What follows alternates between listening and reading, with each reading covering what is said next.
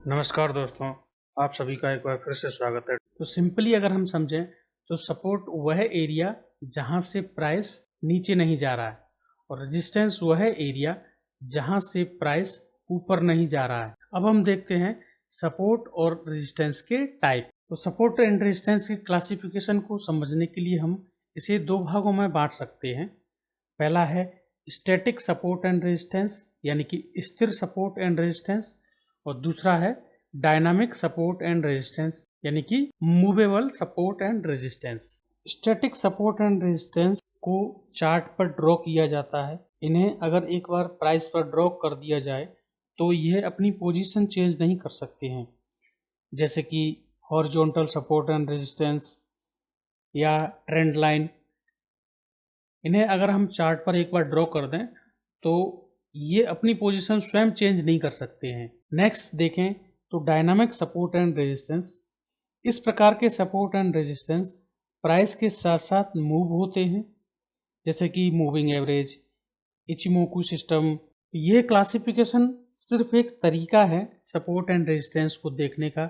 अब हम इन सब सपोर्ट एंड रेजिस्टेंस को एक साथ देखते हैं, जैसे कि horizontal support and resistance, trend line support and resistance, Fibonacci support and resistance, indicator support and resistance, round number support and resistance. Support and resistance के जरिए हम सिर्फ प्राइस में चलने वाले प्राइस एक्शन को रीड करने की कोशिश करते हैं, और इसके लिए हम कई तरीके के टूल्स का इस्तेमाल करते हैं, जिनमें है horizontal support and resistance, trend line support and resistance, Fibonacci support and resistance, indicator support and resistance या round number support and resistance. अब हम इन सबको एक एक करके ब्रीफ में देखते हैं। सबसे पहले हम देखेंगे हॉरिजॉन्टल सपोर्ट एंड रेजिस्टेंस को। इसके लिए हम चलते हैं चार्ट पर। अभी हम बात कर रहे हैं हॉरिजॉन्टल सपोर्ट एंड रेजिस्टेंस की। हॉरिजॉन्टल का मतलब क्षैतिज दिशा में डाले गए सपोर्ट एंड रेजिस्टेंस या हॉरिजॉन्टल लेवल पर डाले गए सपोर्ट एंड रेजिस्टेंस। तो ये बिनाती ऑर्गेनिक का जो चार्ट हम देख रहे हैं उसके लिए यह पॉइंट या यह एरिया रेजिस्टेंस के तौर पर काम कर रहा है।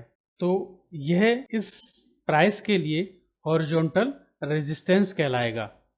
इसी तरीके से ये जो नीचे वाला एरिया हमने ड्रॉ किया हुआ है, यह इसके लिए सपोर्ट के तौर पर काम कर रहा है।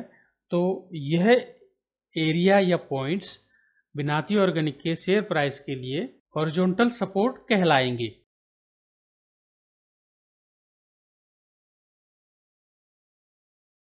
हॉरिजॉन्टल सपोर्ट एंड रेजिस्टेंस को देखने के बाद हम देखते हैं trend line support and resistance. तो यह हमने निफ्टी का चार्ट लगाया हुआ है।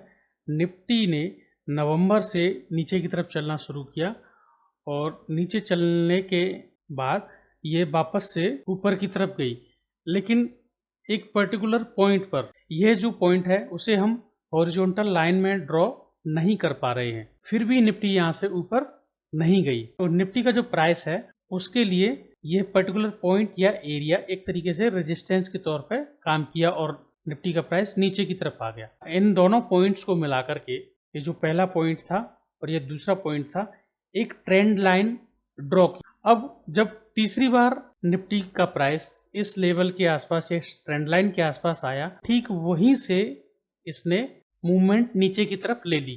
तो यह जो ट्रेंड लाइन है वो इस वक्त तक निफ्टी के लिए एक रेजिस्टेंस के तौर पर काम कर रही है। रिसेंटली जो निफ्टी का प्राइस एक्शन है वह इस ट्रेंड लाइन को ब्रेक करके ऊपर की तरफ गया। ऊपर जाने के बाद वह फिर से नीचे आया। नीचे आने के बाद अभी कुछ दिनों से इसमें काफ़ी वॉलेटाइल मूव्स हैं। अभी हमने ट्रेंड लाइन को एक रेजिस्टेंस के तौर पर देखा था, अभी हम ट्रेंड लाइन को सपोर्ट के तौर पर किस तरीके से ट्रेंड लाइन इस्तेमाल की जा सकती है उसको देख रहे हैं। ये कोल इंडिया का शेयर प्राइस है जिसको हमने चार्ट पर प्लॉट किया हुआ है। ये अक्टूबर 2020 के आसपास इसने जो लो लगाए थे उनको मिलाकर के हमने एक ट्रेंड लाइन इसमें ड्रॉ की। ड्रॉ करने के बाद शेयर प्राइस ट्रेंड लाइन से काफ़ी ऊपर चला गया।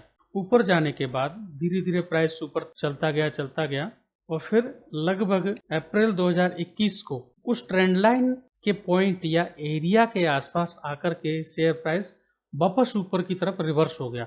मतलब इस एरिया से ये शेयर का प्राइस नीचे नहीं गिरा, तो यह एरिया इसके लिए सपोर्ट एरिया या सपोर्ट पॉइंट बन गया। यानी कि ये जो ट्रेंड लाइन हमने ड्रॉ करके रखी हुई है, इस ट्रेंड लाइन को सपोर्ट मानते हुए ये शेयर प्राइस यहाँ से ऊपर मूव कर गया। अभी नेक्स्ट ईयर अगस्त 2021 में भी इसने लगभग उसी ट्रेंड लाइन से प्राइस रिवर्सल लिया और प्राइस काफी अच्छा ऊपर की तरफ चला गया। ये हम देख रहे हैं कोल इंडिया के प्राइस को एक ट्रेंड लाइन सपोर्ट पर चलते हुए। इसने ये दिसंबर 2021 के आसपास भी उस ट्रेंड लाइन को अच्छे से रेस्पेक्ट किया और रेस्पेक्ट करने के बाद प्राइस वापस ऊपर की तरफ मूव कर गया। फिर इसने फरवरी 2022 में उस ट्रेंड लाइन को रेस्पेक्ट किया। हमने ट्रेंड लाइन सिर्फ ये 2 पॉइंट्स हैं, इनको मिला करके ड्रॉ की थी। फिर हमें ये तीसरा पॉइंट भी इसी ट्रेंड लाइन पे मिल गया था और उसके बाद हमें चौथा, पांचवा और छठवां पॉइंट भी इसी ट्रेंड लाइन पर मिल गया। तो इस तरीके से हम ट्रेंड लाइन को भी सपोर्ट और रेजिस्टेंस का पता लगाने के लिए इस्तेमाल कर सकते हैं। इसी चार्ट में हम हॉरिजॉन्टल रेजिस्टेंस एरिया भी देख पा रहे हैं। इसने कई बार इस एरिया से नीचे की तरफ मूव किया है। अब हम देखते हैं डायनामिक सपोर्ट एंड रेजिस्टेंस को। डायनामिक का मतलब होता है मूव करने वाले। जैसे कि अभी हमने हॉरिजॉन्टल सपोर्ट एंड रेजिस्टेंस को देखा, तो अगर हम इन्हें एक बार ड्रॉ कर दें, जैसे ये ट्रेंड लाइन हमने एक बार ड्रॉ की, तो जब तक हम नहीं हटा रहे हैं, जब तक वो हट नहीं रही है, लेकिन ये जो मूविंग एवरेज हमने ड्रॉ किया हुआ है या इस चार्ट पर हमने प्लॉट किया हुआ है, वह प्राइस से डिराइव होता है और प्राइस के साथ साथ वह मूव करता है। अगर प्राइस ऊपर की तरफ जा रही है तो मूविंग एवरेज भी स्वतः ही उसकी जो कैलकुलेशन है उसके हिसाब से ऊपर की तरफ बढ़ता जाता है। इसलिए इस तरीके के रेजिस्टेंस को हम डायनामिक रेजिस्टेंस या सपोर्ट कह सकते हैं। Horizontal support and resistance, trend line support and resistance के अलावा सबसे ज़्यादा इस्तेमाल किया जाने वाला सपोर्ट एंड रेजिस्टेंस है तो वह है मूविंग एवरेज।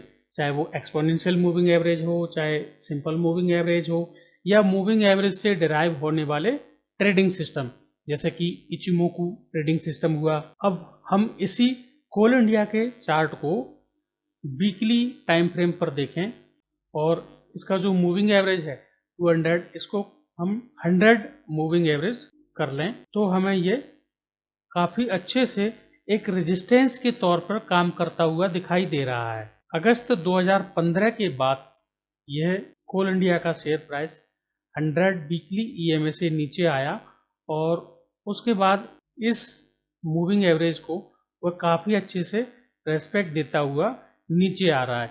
यहाँ यह इसने कुछ फेक आउट या बिक्सो दिखाए या ट्रैप इनको बोल सकते हैं वो दिखाए, लेकिन ये इन मूविंग एवरेज से ऊपर नहीं जा सका और फिर से उसने इसे रेस्पेक्ट देना शुरू कर दिया। तो लगभग 2015 से लेकर के और 2021 तक ये डाउन ट्रेंड में रहा और अपने 100 मूविंग एवरेज को रेस्पेक्ट करते हुए नीचे आता रहा। अभी 2021 में इसने अपने 100 ईएमए को क्रॉस किया। क्रॉस करने के बाद जब ये पहला पुल बैक लिया तो इसने इसी 100 मूविंग एवरेज के आसपास सपोर्ट ले लिया। तो इस तरीके से एक ही चार्ट में हम मूविंग एवरेज को सपोर्ट के तौर पे और रेजिस्टेंस के तौर पे देख सकते हैं। जब प्राइस ऊपर से नीचे की तरफ गिर रहा होता है, जैसा कि इस केस में इस पॉइंट से ये प्राइस नीचे की तरफ गिर रहा है, तो किसी मूविंग एवरेज पर उसने सपोर्ट लिया है, या फिर जब प्राइस ऊपर की तरफ जाने की कोशिश करता है तो वो उसी मूविंग एवरेज से रेजिस्टेंस फेस कर रहा है। तो ये दोनों ही चीज़ें मूविंग एवरेज के आधार पर हम देख सकते हैं। इसे हम डायनामिक इसलिए कह रहे हैं क्योंकि यह जो मूविंग एवरेज है वो प्राइस से ही डिराइव हो रहा है। मूविंग एवरेज प्राइस को नहीं चला रहा है, प्राइस जो है वह मूविंग एवरेज को चला रहा है। अगर कल को प्राइस नीचे की तरफ आ गया, ये प्राइस या नीचे की तरफ आ गया, तो ये मूविंग एवरेज का कर्व भी अपने आप हमें नीचे की तरफ दिखाई देगा। मूविंग एवरेज के अलावा नेक्स्ट हम देखें तो इचिमोकू ट्रेडिंग सिस्टम, ये ड्राइंग थोड़ा निकाल देते हैं, इससे साफ हमें दिखाई देगा। कोल इंडिया के चार्ट को अगर हम 2015 से देखें तो अपना जो क्लाउड है उससे नीचे क्लोजिंग दी। क्लोजिंग देने के बाद ये कंप्लीटली इस क्लाउड के ऊपर वो कभी क्लोजिंग दे ही नहीं पाया। ये प्राइस बार बार ऊपर की तरफ जाता और एक तय एरिया या तय पॉइंट से नीचे आ जाता, यानी कि इस क्लाउड से वह ऊपर क्लोज नहीं हो पा रहा था। अभी रिसेंटली इसने वीकली चार्ट में इस क्लाउड के ऊपर क्लोज दिया। क्लोज देने के बाद ये वापस से पुल बैक लिया और जस्ट क्लाउड के ऊपर वहीं से उसने रिवर्सल ले लिया। रिवर्सल लेने के बाद वह प्राइस ऊपर की तरफ गया और फिर से देखें तो ये जो एरिया है, जो सपोर्ट एरिया है इस कोल इंडिया के चार्ट का, वह भी इस क्लाउड के ऊपरी भाग से फिर से सपोर्ट लेता हुआ हमें दिख रहा है और ऊपर की तरफ जा रहा है। इन सब को हम देखेंगे, लेकिन अभी हमारा देखने का मतलब यह है कि ये एक डायनामिक सपोर्ट एंड रेजिस्टेंस के तौर पर काम कर सकता है। बेसिकली यह मूविंग एवरेज से ही डिराइव है।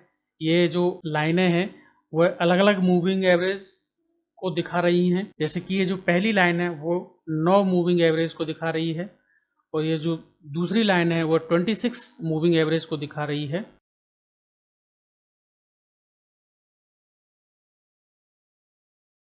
नेक्स्ट हम बात करते हैं फिबोनाची सपोर्ट एंड रेजिस्टेंस की। तो फिबोनाची एक तरीके का टूल है जो प्राइस के बिहेवियर को प्रेडिक्ट करने में काम आता है। इसको फिर कभी हम डिटेल में देखेंगे। फिलहाल हम यह देख रहे हैं कि जो लो प्राइस है, यानी कि जो निफ्टी के प्राइस का जो लो पॉइंट है उससे लेकर के और उसके हाई प्राइस जो रिसेंटली उसने लगाया है उस तक हमने इसको प्लॉट कर दिया।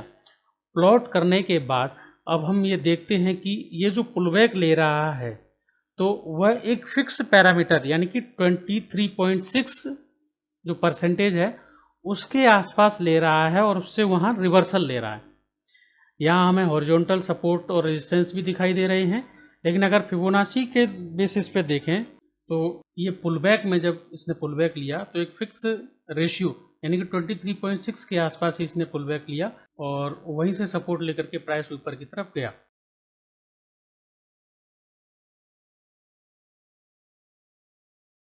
लास्ट हमने एक देखा था round number support and resistance. तो ये बहुत कम सिग्निफिकेंट है। इसका सिर्फ इतना सा मतलब है कि कोई शेयर अगर 1299 चल रहा है तो हो सकता है कुछ लोग यह मान लें कि 1300 पे हमें अपनी पोजीशन काटनी है। तो जिस केस में ज़्यादा लोग ये सोचना शुरू कर देंगे कि मुझे 1300 पे पोजीशन काटनी है तो उन शेयर्स में ये round number support and resistance बन जाती है। लेकिन इसकी सिग्निफिकेंस मुझे इतनी ज़्यादा लगी नहीं।